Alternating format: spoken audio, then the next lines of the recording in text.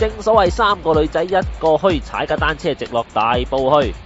日前趕返公司嘅時候，見到3個靚女踩單車喎。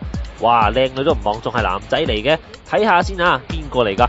咦，呢個着住對 boot 咁嘅巨衣法拉 Bambi， 容許我扮神探先啊！一睇 Bambi 個款就知佢唔識踩單車噶啦。點解啊？望真啲，4個轆嘅。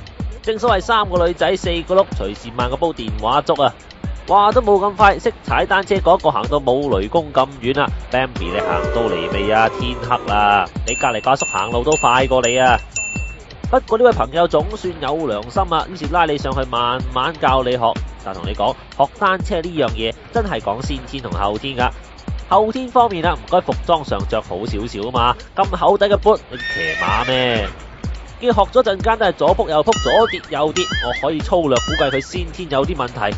點解咁講？學單車呢家嘢不嬲講求平衡啊嘛，但係巨衣法拉 Bambi 嘅32喺度左搖右擺，上蹬下蹬咁樣，真係睇到我都暈得一陣陣啊，仲點平衡啊？不過睇嚟 Bambi 唔多憤氣，打算挑戰下牛頓嘅萬有引力。正當我匿埋一二角想睇下發生啲乜嘢樹嘅時候，咁就出事啦。呢個時候 Bambi 踩第一腳就連人帶車向右手邊跌落去啦，好似漫畫咁跌法啦。可能我識讀唇嘅關係啦，我即刻抄低佢講嗰啲乜嘢啊！哎呀，好痛啊！血啦！哇！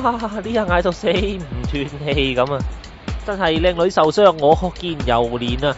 呢個時候專業嘅我即刻衝上前面影多2張相。乜黑咗畫面嘅？梗係啦，英雄救美緊啊嘛，唔好望啦！